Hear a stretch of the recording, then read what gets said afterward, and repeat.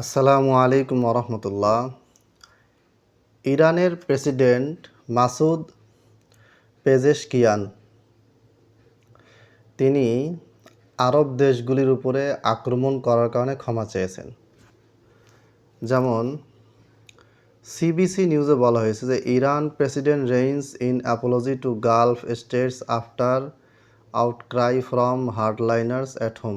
ঠিক আছে, the New York টাইমসে বলা হয়েছে Iranian president's apology to neighbouring gulf states showcases leadership rifts. ঠিক আছে, এনআরপি তো ওই সেম কথা বলছে, মানে অ্যাভেলেবেল অনেকগুলো পত্রিকাতেই আসছে। হ্যাঁ, এটা একবারে গ্রহণযোগ্য তথ্য। এবং ইরান ইন্টারন্যাশনাল সেখানেও এটা আছে। এবং ইরানের একজন সাংবাদিক আমির আজিমি, ঠিক আছে, নামকরা সাংবাদিক, তিনি বিবিসিতে লিখেছেন যে why did Iran's president apologize.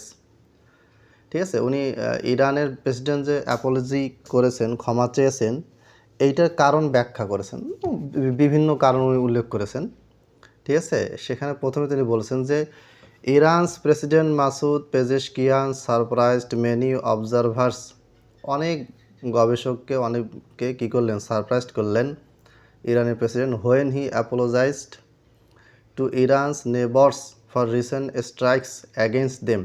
সম্প্রতি যে আরব দেশগুলিতে, ইরানের আশেপাশে যে দেশগুলো আছে সেগুলোতে যে ইরান যে স্ট্রাইক করেছে, হামলা করেছে, আক্রমণ করেছে, এগুলোর জন্য ইরান সরকার ইরানের প্রেসিডেন্ট মাসুদ কী করেছে, ক্ষমা চেয়েছে। During an address delivered on Saturday morning. ঠিক আছে, একটা শনিবার সকালে একটা আলোচনাতে তিনি বক্তব্য দেওয়ার সময় এই কথাটি বলেছেন। Of the countries interim leadership. আচ্ছা, অ্যাপোলোজাইজ বিটুইন স্টেটস আর রেয়ার। এটা খুবই রেয়ার, যেভাবে ক্ষমা চাওয়ার বিষয়টা, এটা খুবই rare, particularly during active conflict. আবার এই যে অ্যাক্টিভ কনফ্লিক্ট মানে হচ্ছে যে চলমান যে সংঘর্ষ, হামলা পাল্টা হামলা চলতেছে, এই অ্যাক্টিভ কনফ্লিক্টের ভিতরে আবার এভাবে ক্ষমা চাওয়া, এটা তো আরও rare. And the wording stood out, leaders usually express regret or distance themselves from responsibility. আচ্ছা, Pezeshkian instead directly acknowledged that neighbouring countries had been targeted. এখানে ইরানের প্রেসিডেন্ট ডাইরেক্ট এই জিনিসটা স্বীকার করেছেন যে ডাইরেক্টলি অ্যাকনলেজড স্বীকার করেছেন দ্যাট নেবরিং কান্ট্রিজ, ইরানের কাছের যে দেশগুলা, ইরাক, সৌদি আরব, কাতার, মধ্যপ্রাচ্য, মানে গালফ স্টেট যেগুলা, মধ্যপ্রাচ্যের দেশগুলা, হ্যাড বিন টার্গেটেড, তাদেরকে আক্রান্ত করা হয়েছে। অ্যান্ড সেইড, এবং তিনি বলেছেন Iranian forces had now been ask to stop striking them unless attacks on Iran originate from their territory.